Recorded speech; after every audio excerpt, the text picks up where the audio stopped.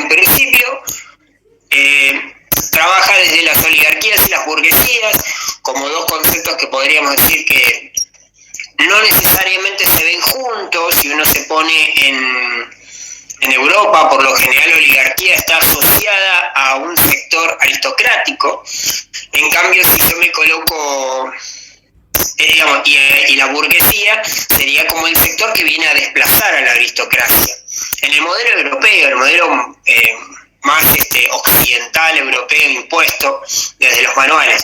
Sin embargo, en Latinoamérica no funciona así. La oligarquía en realidad es un sector que representa la burguesía local y que es la burguesía en tanto y en cuanto que es quien lo inserta en el mercado mundial a ese territorio. Pero lo interesante es que la forma en que acumula poder y acumula riquezas la convierte en una oligarquía, en una especie de aristocracia basada en la riqueza, y que en base a eso estructura un régimen político que le responde a sus intereses puntuales. O sea, es como se decía hasta hace poco, están de los dos lados del mostrador. O sea, gobiernan de un modo determinado que le permita asegurar un buen funcionamiento económico al país. ¿Por qué? Porque ellos son los principales exportadores. O sea, el presidente es un exportador de grano, el presidente es un exportador de lana, el presidente que sigue es un exportador de vacas. Entonces, son sujetos que no solamente gobiernan para que funcione bien la economía, sino porque son los dueños de las ganancias. Entonces, cada vez que aparece, por ejemplo, una campaña de créditos para los productores agropecuarios, son ellos mismos. ¿Sí? Entonces, en esos términos se consolidan como oligarquía. Y como una burguesía dinámica, porque son las dos cosas, ¿sí? No son una aristocracia corrompida, que es lo que debería ser una oligarquía, en torno a que no son nobles, y que el poder o la riqueza que tienen es de naturaleza burguesa, de comerciar, de producir y de obtener ganancias. El sector de las clases medias, repaso, como decía, tiene dos o tres características básicas y por lo general está asociado a tres premisas, que no son tan así. Una es que son democráticos por definición, que no están así, que son opositores naturales a las oligarquías o al régimen de las oligarquías, no siempre, y que son por definición industrialistas, tampoco. O sea, no todas las clases medias de Latinoamérica son industrialistas, no todas las clases medias son opositores al régimen oligarca, ni todas son prodemocráticas. Para dar por ejemplos, básicamente la existencia o el surgimiento de esas clases medias está vinculado por lo general al éxito de esos modelos primarios exportadores, ya sea que exporte cobre, vacas, lana, tabaco o caucho, da lo mismo, café. ¿Por qué están vinculadas a esos modelos primarios exportadores? Porque son las clases medias, los contadores, los administradores, los sujetos que con algún tipo de educación no mucho más compleja viven a costa de ese sistema. Por lo tanto, no son del todo opositores. El hecho es que hasta ahí su ascenso social es complementario al desarrollo de las oligarquías.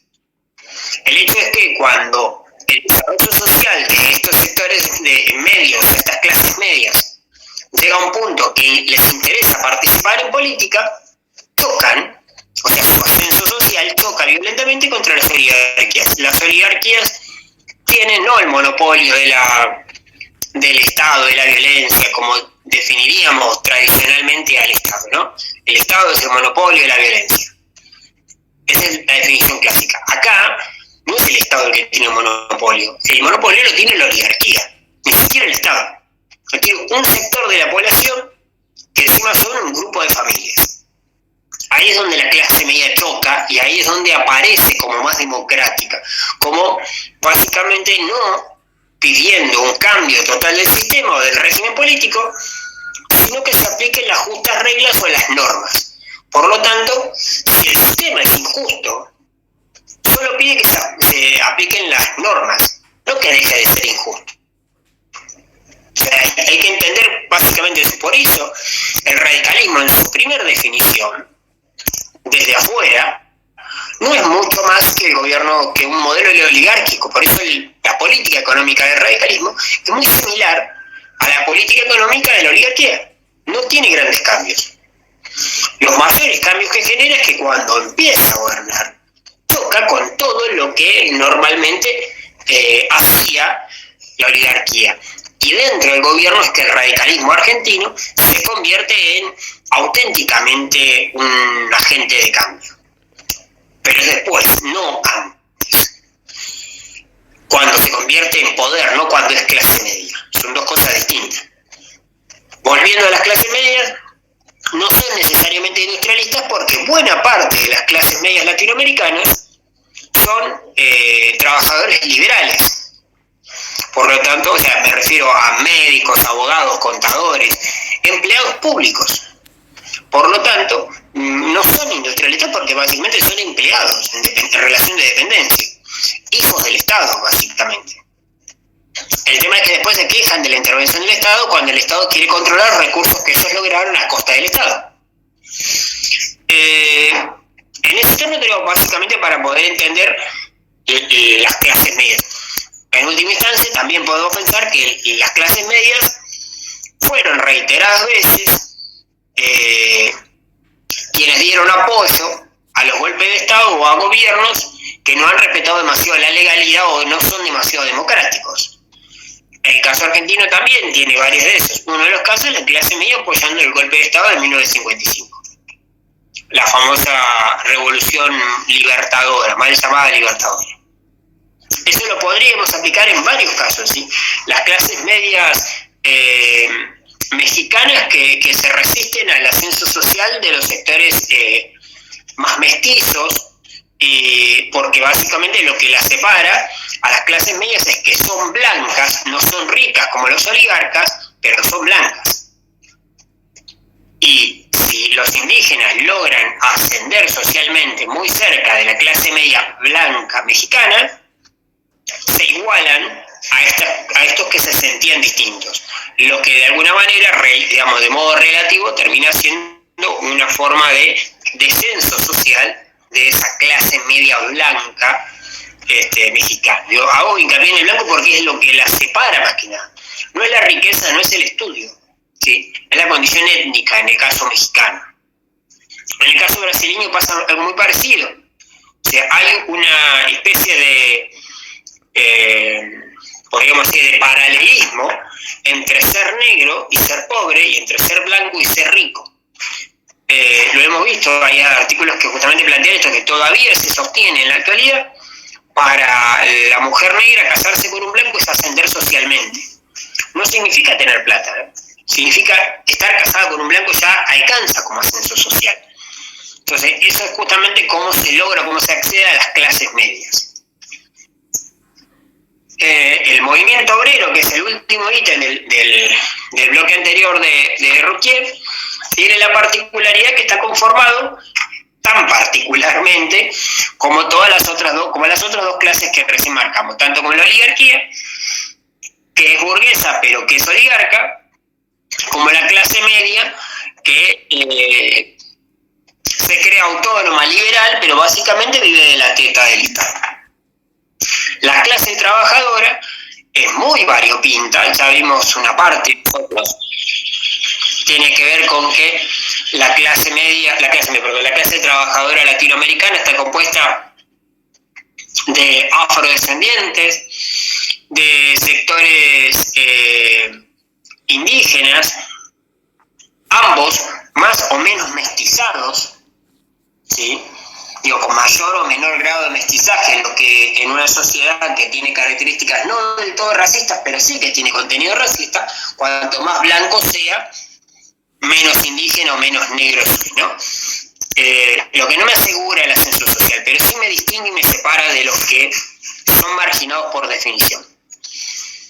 A eso se les incorporan, de 1850 a 1860 en adelante, una oleada gigantesca de europeos. Que dicho sea de paso, algunos tienen el tinte de no ser ni siquiera de pelo morocho, de ser rubios directamente. Por lo tanto, en esta estructura con cierto grado de racismo, incorporan esta cuestión de que son blancos y rubios.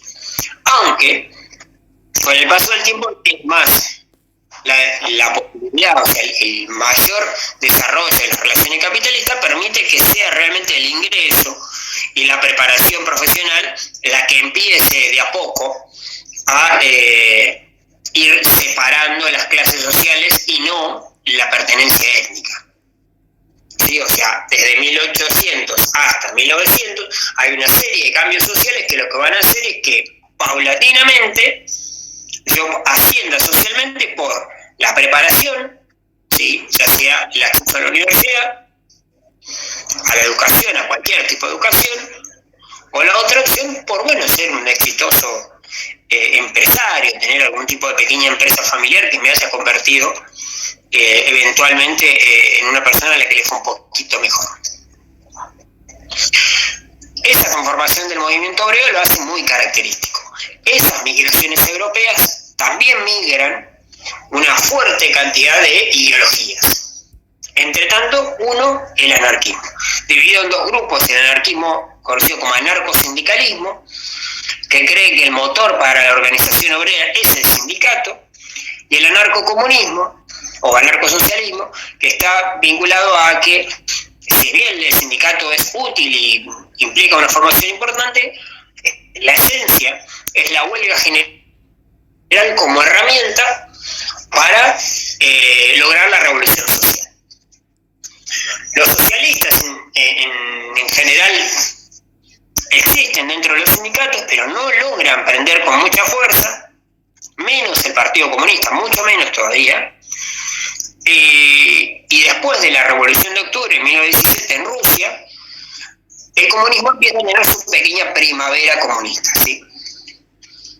En el caso argentino puntualmente, que es el que yo les detallé, nosotros nos vamos a encontrar que hasta 1935, o sea, 18 años después de la Revolución de Octubre, no vamos a tener importancia o relevancia del movimiento comunista. Lo particular que eso dura muy poco tiempo, porque en el 43 ya asciende Perón como secretario de Trabajo y empieza a socavar el poder que los comunistas podrían haber acumulado dentro de la CGT.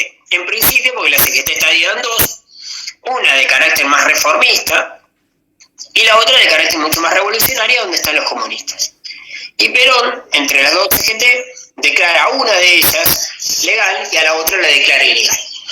Al declarar ilegal a la comunista, básicamente la empuja a la proscripción y pone toda su solidez en la CGT reformista, que por lo general está asociada a este último punto que planteábamos en el video, que tiene que ver con la emergencia de la burocracia sindical. La burocracia sindical, nosotros no lo trabajamos, pero vale que lo sepamos. En el caso argentino va de dos cosas. Una es el peronismo y la máquina de recaudar de los sindicatos, pero la cuota sindical se cobra de a pie, persona por persona. Tengo que ir el primero al 5 a recorrer la fábrica y cobrar uno por uno la cuota sindical. La ley que firma Frondizi, ya no con Perón, de asociaciones profesionales, le permite que esa cuota sindical se debite automáticamente del recibo de sueldo. Entonces el sindicato no tiene que ir persona por persona, sino que automáticamente saca el recibo de sueldo, obviamente para autorización del afiliado, ¿no? Pero que le permite al sindicato asegurarse un monto fijo de dinero y convierte al secretario general de un sindicato en un auténtico burócrata, que solamente administra recursos y sujetos, o sea, fuerzas. En ese sentido, el sindicato empieza a ser, en algún término, para hacerlo sintético, casi un vendedor de presión política.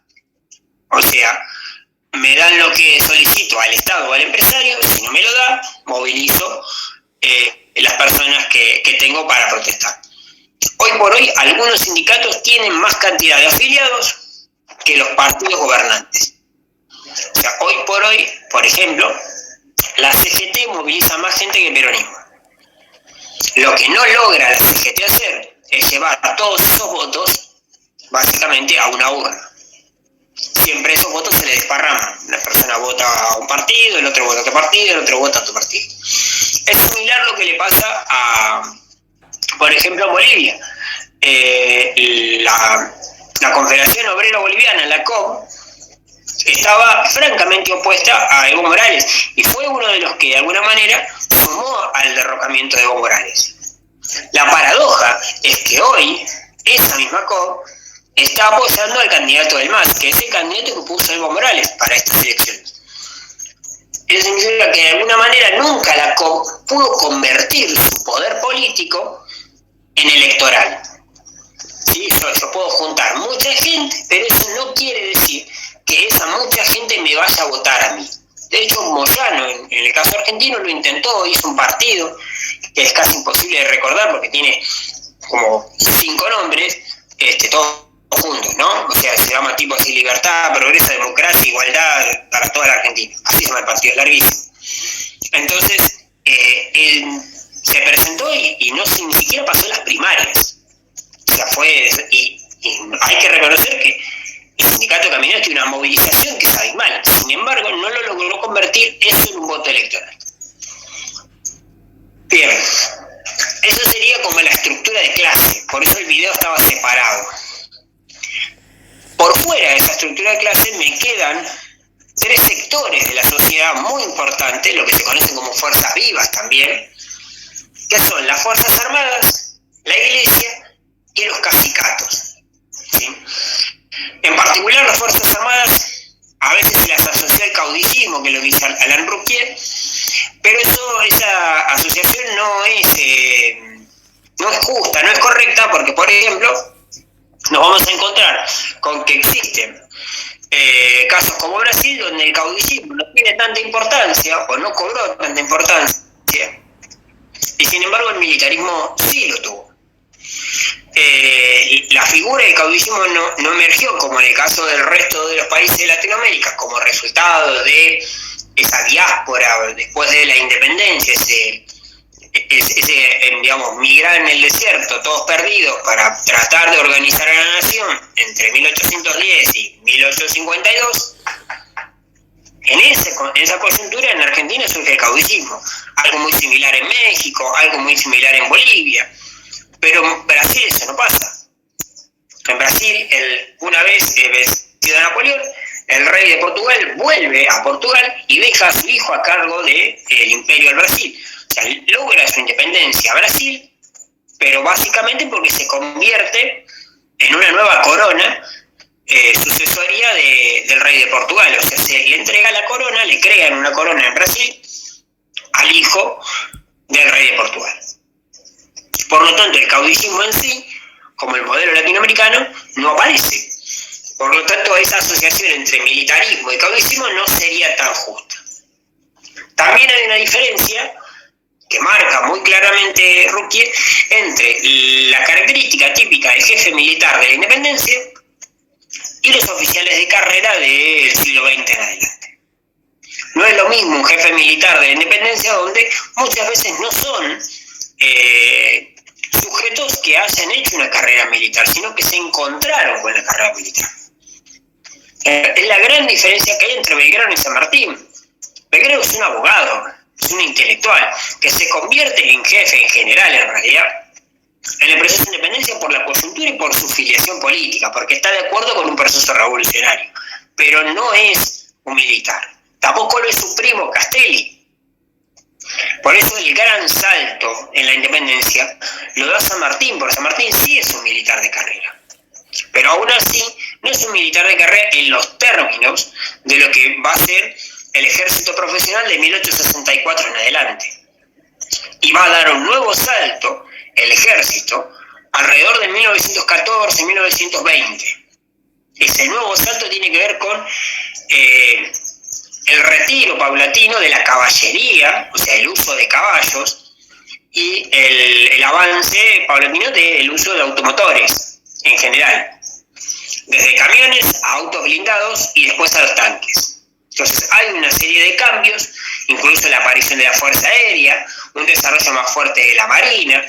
La Marina antes estaba solamente vinculado a manejar un barco, y la aparición de una estructura militar concreta, y una formación militar para la Marina es una cosa distinta. Entonces, eso que tiene que ver con los oficiales de carrera.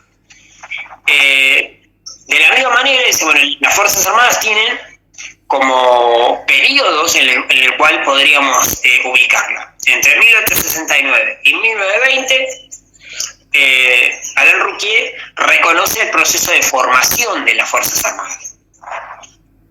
Hago un breve paréntesis para que Alain Rouquier es especialista en el estudio del poder militar. Aclaremos por ahí, alguien no lo sabe porque no se dedica a la historia. Bueno, no es este es como el capítulo de Alain Rouquier, ¿no?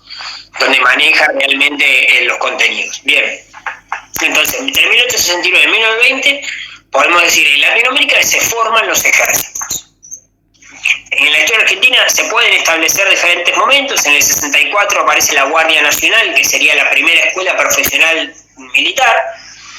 Alrededor de 1870, 1880 ya es muy claro el uso de rifles automáticos, de un ejército mucho más moderno, con conocimientos de estrategia.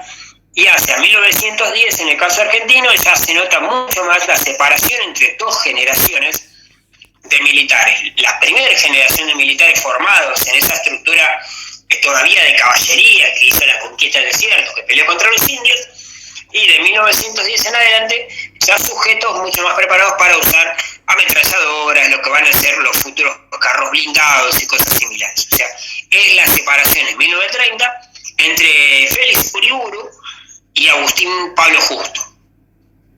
Uriburu hace el golpe en el 30 y en el 31 pasa a gobernar Justo. La gran pelea entre Uriburu y Justo es justamente el paso generacional.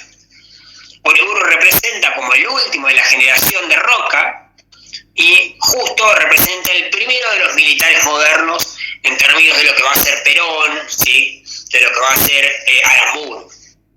Son los otros, como por decirlo de una manera, los militares de las guerras mundiales. Ese tipo de militar. El segundo periodo que reconoce Alain Rouquier es el que va de 1920 a 1930, donde dice, son profesionales, pero tienen actuación política. Es el primer momento donde empiezan a actuar políticamente. Ahí es donde recién ubicábamos estos golpes de Estado, que en el caso de Argentina, eso ya lo había mencionado en otro momento, entre 1928 y 1932 hay golpes de Estado en toda Latinoamérica. Salvo en Venezuela, en todos los países golpes de Estado. La característica es que el 99,99% son de características populares, salvo el golpe argentino, que tiene que ver también con el origen social de los militares argentinos. Los militares argentinos, la carrera de militar es una carrera de prestigio, y por lo general, en el resto de Latinoamérica, ser militar es un modo de ascenso social. O sea, los pobres se anotan en el ejército básicamente para ascender socialmente, para tener un sueldo asegurado, para estudiar y cosas parecidas. En el caso argentino no, es un monopolio de la clase alta.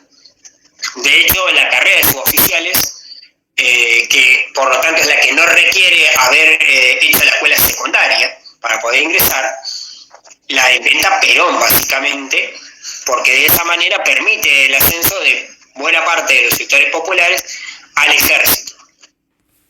Bien, volvamos. Entonces, entre 1920 y 1930 ya tiene una serie de golpes de Estado en toda Latinoamérica, pero la mayoría son de características populares. Menciono dos que me parece que son emblemáticos para poder caracterizar eso. En 1933 hay un golpe de Estado en Bolivia, lo que se conocen como los jóvenes bolivianos. Los jóvenes bolivianos lo que hacen es un golpe de Estado militar y al año siguiente declaran el comunismo militar.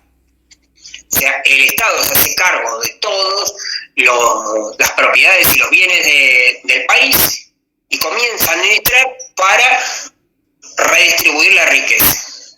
Año y medio después, otro golpe de Estado en contra de estos generales, del cual terminan todos fusilados, ¿no?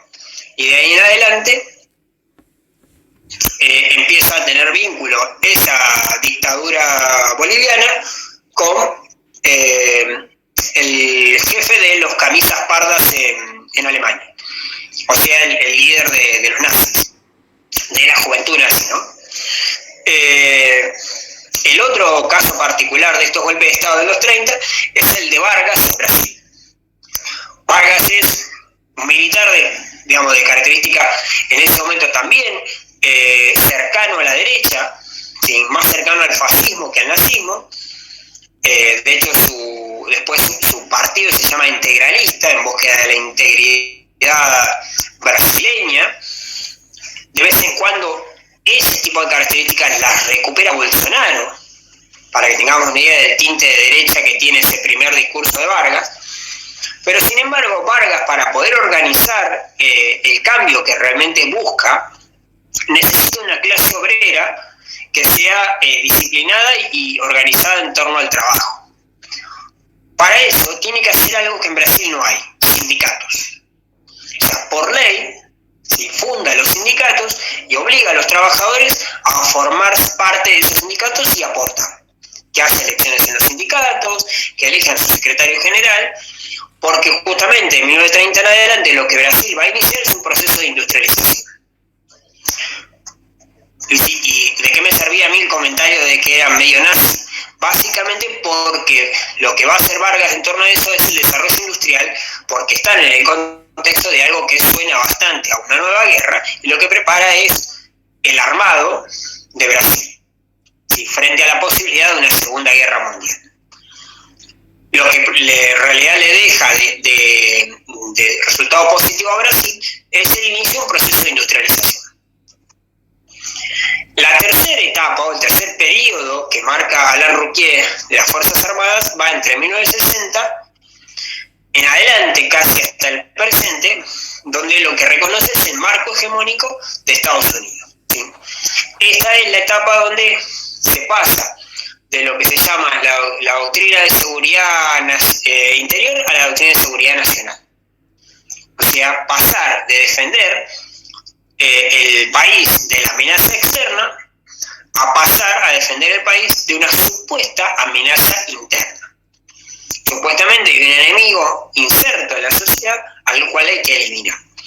Eso empieza en los 60 y tiene, el corolario, el mejor momento de esta política estadounidense en el Plan Cóndor, que es básicamente el inicio de una serie de golpes de estados que podríamos más o menos datar en 1973 en Chile como el hito más importante, el 11 de septiembre de 1973, que es el golpe de Pinochet.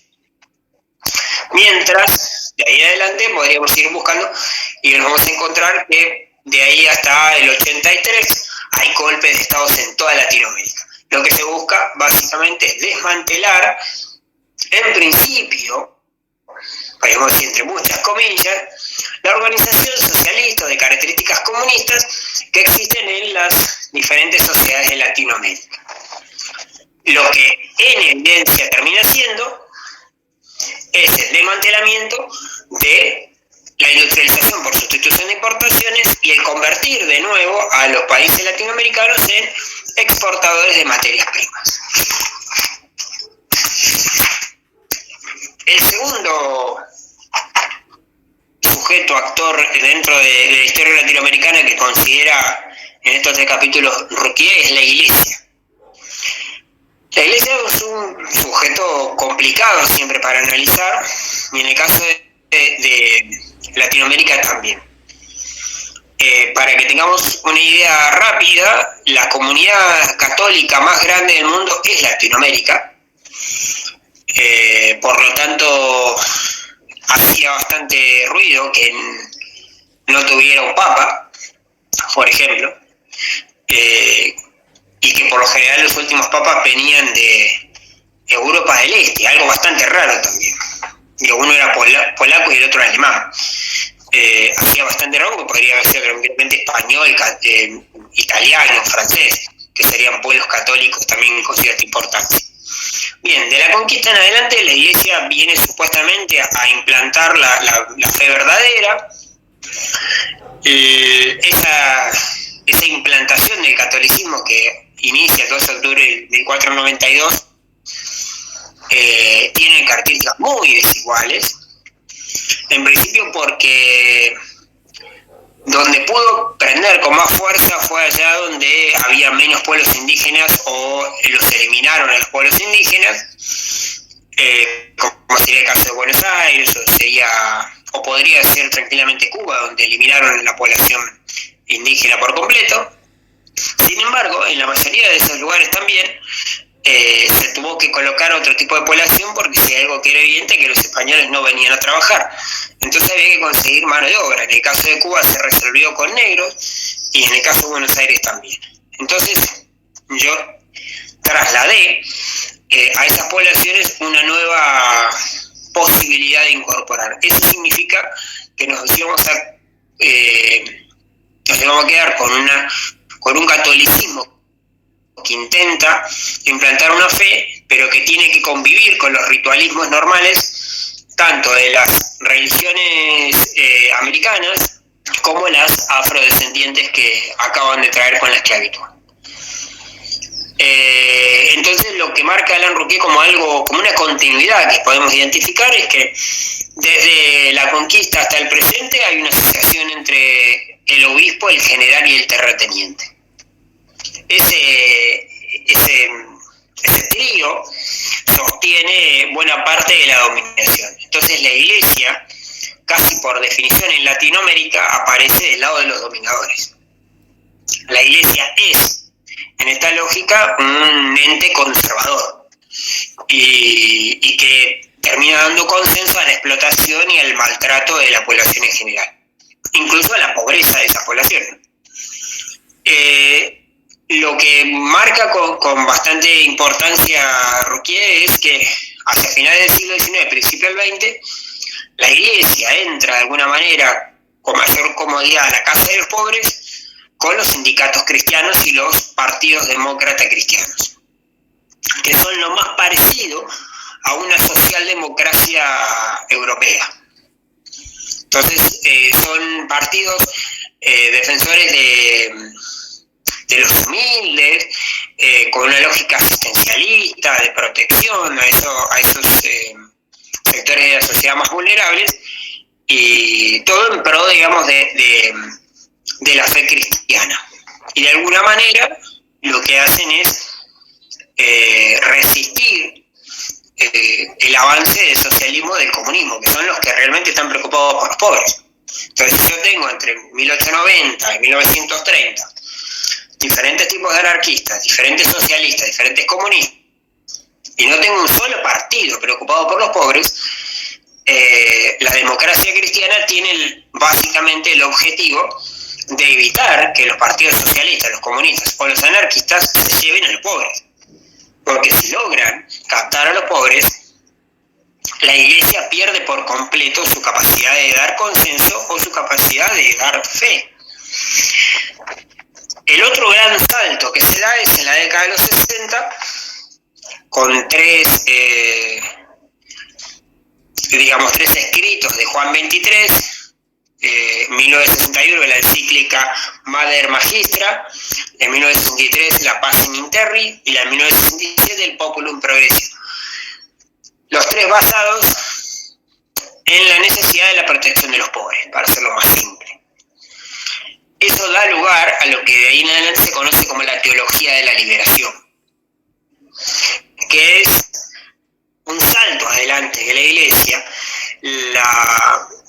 lo que se conoce como el Concilio Vaticano II, lo que propone básicamente es el acercarse a los pobres. Obviamente, si yo retrocedo un segundo y me encuentro que en los 60 empieza la hegemonía militar americana y la hegemonía militar norteamericana tiene como inquietud el avance del comunismo, no es una casualidad que el Papa esté preocupado por los pobres ahora, sabiendo que si hay algo que ha logrado el comunismo en la década de los 60 es convencer a los pobres que la vía revolucionaria es una de las vías necesarias para mejorar su condición. Paréntesis como 9. Cuba pasa de ser una isla abandonada con un dictador bananero a ser una isla que resiste al mayor imperio de los últimos casi 100 años. La Unión Soviética pasa de ser en 1916 un territorio atrasado, con bajos niveles de industrialización, con una clase pobre muy maltratada, a ser una de las potencias en la carrera espacial. Entonces, es evidente a los ojos de un pobre que a los países comunistas les va bastante bien. Prendamos la tele y China técnicamente es socialista. Y hoy está disputando todavía a Estados Unidos la capacidad de quién es el dueño del mundo. Estados Unidos anota en su historia una sola derrota, y es en Vietnam, contra un país comunista. Entonces, eso en los 60 tiene una propaganda imposible de negar. Entonces, la Iglesia tiene como respuesta a eso una iglesia de los pobres. Entonces, en busca de esa iglesia de los pobres, nos vamos a encontrar con lo que se conoce como la teología de la liberación o los sacerdotes por el tercer mundo. El hecho es que la iglesia, en busca de acercarse a los pobres, en el caso latinoamericano, termina construyendo curas guerrilleros, como el caso de Camilo Torres. Entonces, son curas que realmente van a ir a trabajar con los pobres, como ya lo hacían en realidad. Ahora tienen el apoyo del papado, pero el hecho es que muchos de ellos directamente se convierten al proceso revolucionario, sin dejar de ser profundos católicos y cristianos, pero ¿sí?, también convencidos que la única manera en Latinoamérica de cambiar el orden social es por un proceso revolucionario. De ahí en adelante, una de las cosas que marca con mucha fuerza es el avance protestante. Por ejemplo, una de las cuestiones que se marca en el avance protestante es justamente los protestantes norteamericanos. Y vuelvo a lo mismo, en el contexto donde Norteamérica empuja a los militares de Latinoamérica a buscar un enemigo interno de características comunistas, en muy particular que aparezcan justamente una serie de religiones protestantes norteamericanas que no tienen gran peso en nuestro escenario. Me refiero a los mormones en particular, que es un sector que en términos de grupos protestantes no tienen gran importancia, numéricamente hablando, ¿no? Mucho más fuertes son los bautistas, los evangelistas, y varios de las vertientes, digamos, dentro del evangelismo. Son mucho más numerosos, por lo tanto, hace bastante dudosa la existencia de los mormones y la importancia en infraestructura que tienen los mormones con respecto al resto de las religiones, como podría ser la Iglesia Universal. Digo, por dar un ejemplo, en términos de lo que son las escuelas mormonas y por lo menos en mi caso las que tengo cerca, que uno las tiende a ver vacías. Se pregunta por qué semejante edificio está vacío, con qué necesidad semejante edificio. Bien, el otra ala que aparece importante dentro de las cuestiones religiosas es el avance de las religiones africanas del Caribe o brasileñas. En todas sus vertientes, porque muchas veces en el saber popular a todos se lo reúne como Umbanda, y no es todo lo mismo. Por ejemplo, un grupo bastante marcado de culturas afro es el vudú, que no tiene nada que ver con el Umbanda. Y dentro del Umbanda existen por lo menos 3 corrientes grandes muy, muy importantes. Después aparece, sí, dentro de ese avance también de religiones, el grupo de las sectas.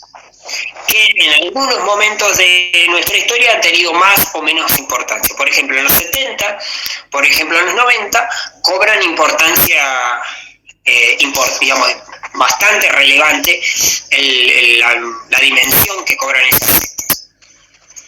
El último capítulo, que se llama Caudillos, Caciques y Clientela, lo retomo en general sobre algunas cuestiones que son las que más me interesan. A ver, la construcción de este tipo de poder, que es el poder más local, el poder más territorial, que es el que nosotros podemos ir y salir a la calle y encontrarnos, tiene que ver básicamente con la construcción de un patrón, se llama en realidad en el modelo romano, o sea, por eso el último apartado se llama patronato al clientelismo. Los patrones, los hacendados, los capataces de estancia, construyen relaciones clientelares con los sujetos que dominan. Esas relaciones por lo general están vinculadas por intercambio de favores, ¿sí? Entonces yo le regalo cosas, le entrego objetos a cambio de que haga cierta cantidad de actividades, o que me responda en el momento en que yo lo necesito. Eso hace que el caudillo, como Rosas, como Quiroga, como Porfirio Díaz en México, como Cáceres en Bolivia, los coroneles en el caso brasileño, varios, Páez en Venezuela, esos sujetos reparten cosas, me refiero ganado, ponchos, bebidas en el bar, en la taberna, me quiero llamar la pulpería, en la pulquería, en el caso mexicano, reparten objetos, reparten cosas, pagan comida, y de esa manera obtienen lealtad. Las personas le responden a este sujeto que les da de comer y que los mantiene. En el caso de los caudillos, ¿cómo se responde? Se responde formando parte de sus huestes y defendiendo, ya sea en el caso de Rosa, que supongo que todo el mundo maneja, o que está más cerca que maneje, que serían los colorados del monte, ¿sí? Entonces, esas milicias personales, ese ejército personal, responden no a un sueldo, sino a lealtad. Esa lealtad, esa clientela, se sostiene por intercambio de favores, ¿sí? O sea, yo entrego cosas y a cambio lo que reclamo es lealtad. Y la lealtad se paga con cuerpo, o sea, poniendo el cuerpo en las situaciones de lucha. De esa manera yo puedo construir tanto un cacique como un caudillo, porque el cacique también vende su clientela al caudillo local, en el caso concreto de Bolivia, por ejemplo. Entonces, el curaca, el cacique, por ejemplo, Machaca, tiene una clientela de alrededor de 500 indígenas que lo apoyan y que lo siguen y que él sostiene esa relación, y vende al caudillo local, ¿sí?, al mariscal de Santa Cruz, de algún modo, ese apoyo. ¿A cambio de qué? De conservarse en su lugar de cacique, de que le den un cargo político, ¿sí? Entonces, ahí tengo 3 niveles de esa clientela o de esas lealtades. Pero eso se puede dar siempre que haya situación de precariedad estatal, o sea que el Estado no pueda acceder a controlar esas cosas. ¿Por qué? Porque el Estado está surgiendo, porque las normas estatales todavía no están establecidas por completo, o porque el lugar de donde yo estoy hablando, el Estado apenas si alcanza o llega a ese lugar. Esto me permite a mí pensar, por ejemplo, en las últimas elecciones, las del año pasado, las de hace 2 años atrás y hace otros tantos años, porque hace bastante que viene pasando, por ejemplo, lugares como Formosa, como Chaco, donde siempre hay denuncias de que a las personas les retienen los DNI. Bueno, los que actúan en ese tipo de lugares son estos sujetos que hacen de la clientela lo que quieren. Esa es la capacidad que tienen estos caciques, a clientela, y que venden sus votos porque les retienen los DNI, porque con esos DNI van a ir a anotar votos que ellos quieren. No es que no van a ir a votar. La persona no va a ir a votar. Van a retirar DNI de 10 personas, van a ir con esos 10 DNI a la mesa electoral, como ya está todo arreglado, asientan quiénes son las personas, votan lo que ellos quieren, suman 10 votos y después les devuelven el DNI mañana, no ahora. De ese modo manejan, pero eso yo lo estoy marcando, por ejemplo, en Formosa, en Chaco, si quiero. Pero también lo voy a encontrar en alguna parte de Bolivia, en México. y lo voy a encontrar en España. No creo que es un invento argentino, pero tiene más fuerza en el caso latinoamericano porque tiene más sujetos intermedios que responden, ¿sí?, a un proceso de acumulación cultural que tiene que ver con el origen de nuestras culturas americanas. Los cacicatos tienen esa estructura, ¿sí?, de favores, no de quedarse con los DNI porque no existían, pero básicamente es una estructura de favores. ¿Dónde está la estructura de favores? Es lo que se conoce como reciprocidad. En el segundo punto que marca Alain Ruquier habla de el caciquismo, la dominación y la reciprocidad. ¿Qué es la reciprocidad? Hay un antropólogo que se llama Marshall Salins que explica la reciprocidad como si fueran círculos. Entonces dice, vamos a marcar más o menos 3 círculos, como si fueran 3 círculos cuando uno tira una piedra en el agua, es un círculo chiquito, un círculo más grande y un círculo más grande. En el primer nudo del círculo, el más chiquito, ¿sí?, que son las personas inmediatas, o sea, son mi círculo inmediato, mi hijo, mi mujer, mis viejos, o sea, mi primo, una cosa así, ahí los objetos se entregan y se devuelven sin contar y sin medir. Entonces alguien me dice, che, mirá, llegó la arena, tengo que entrarla, me da una mano, yo voy dentro y no le cobro. Sí, es un familiar. O me quedé, no sé, sin azúcar, me quedé sin gas, pasame una garrafa, bueno, cruzo, voy a prestar. Eso es la estructura del primer círculo, de la reciprocidad. Es el de la comunidad. Puede ser un amigo, también se puede incluir en esas cosas. Depende de cuánto yo voy a cobrar esos favores. Si no los voy a cobrar, está en el primer nivel de reciprocidad. En el segundo nivel de reciprocidad también se intercambian favores, también se intercambian objetos, pero eventualmente algunas de esas cosas se pueden estar midiendo. Por ejemplo, vamos a dar ejemplo recién, se quedó sin gas, entonces yo fui y le crucé la garrafa, pero espero que en la semana me la pague. No se lo voy a pedir, si no me la pide le voy a empezar a sacar en cuero o se lo voy a ir a pedir. O sea, ese es el segundo nivel de reciprocidad, ya estamos como un poco más alejados, puede haber otro grupo de amigos, puede haber familiares un poco más distantes, ¿sí?, pero ya no son el grupo inmediato. El tercer nivel de reciprocidad es donde ya esto se hace por igualdad de condiciones, o sea, el favor se paga. Te doy la garrafa pero me la pagas ahora, por dar siempre el mismo ejemplo de la garrafa. Entonces, en la estructura reciprocitaria, ¿sí?, los sujetos son relativamente iguales entre sí, entonces son recíprocos, se entregan y se devuelven cosas. Es un sistema plano, ¿sí?, no hay escaleras, son iguales todos. La diferencia es que sobre eso se estructura un sujeto, que es el cacique, que es el dominador de ese entramado de reciprocidades.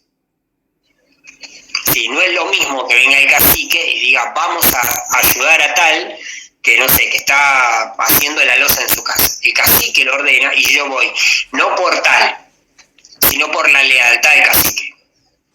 Y es el cacique el que fuerza a ese tal que después venga a ayudarme a mí. O sea, es el cacique que reconstruye las reciprocidades por dominación.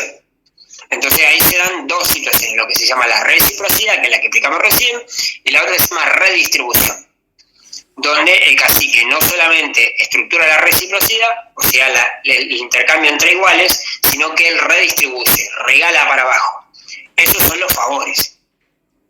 Esto se ve mucho en la cultura boliviana. Es muy fuerte en la cultura boliviana todavía en el presente. Entre familiares ellos ayudan y no se pagan nada.